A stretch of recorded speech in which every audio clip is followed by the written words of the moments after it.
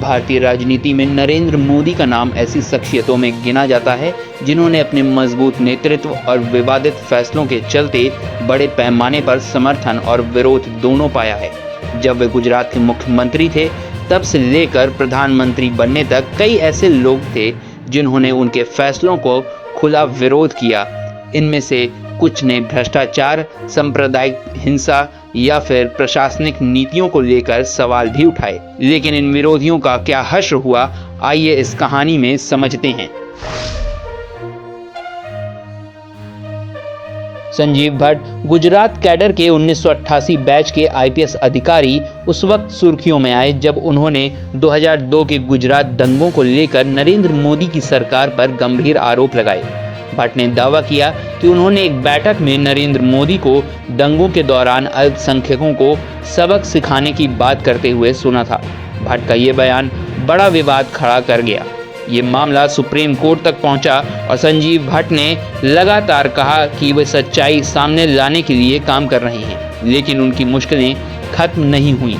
1990 में हिरासत में मौत के एक पुराने मामले को लेकर उन्हें 2018 में उम्र कैद की सजा सुनाई गई। कई लोग इसे राजनीतिक प्रतिशोध के मामला मानते हैं, लेकिन सरकार इसे कानून के मुताबिक कार्रवाई बताती है। संजीव भट्ट का नाम उन चंद अधिकारियों में शामिल है जिन्होंने नरेंद्र मोदी सरकार के खिलाफ बोलने की हिम्मत दिखाई, लेकिन नतीजा ये हुआ कि उन्हें जेल की सलाखों के पीछे जाना पड़ा।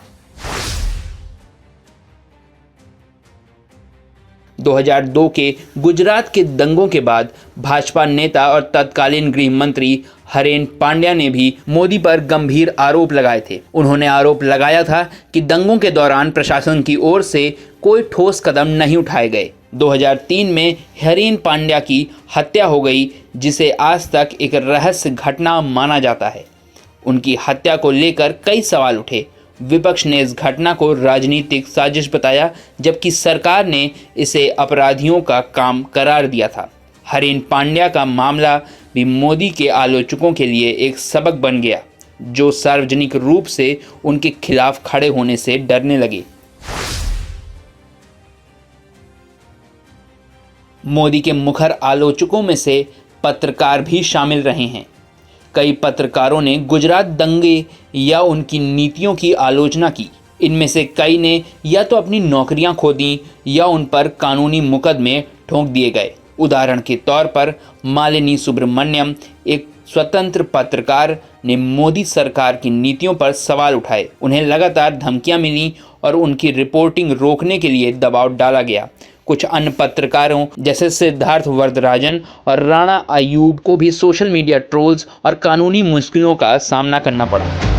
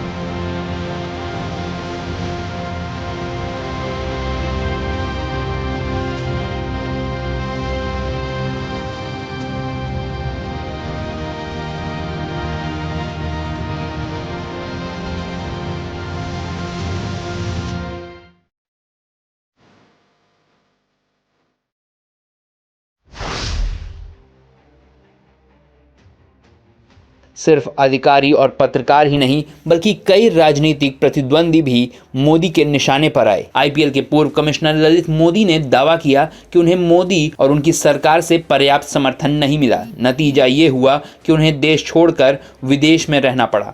अरविंद केजरीवाल दिल्ली के मुख्यमंत्री अरविंद केजरीवाल मोदी के बड़े आलोचक रहे। हालांकि उनके खिलाफ कानूनी कार्रवाई नहीं हुई, लेकिन उन्हें कई मौकों पर केंद्र सरकार के साथ संघर्ष करना पड़ा। कई आलोचकों का मानना है कि मोदी के आलोचकों को किसी न किसी तरीके से निशाना बनाया गया है।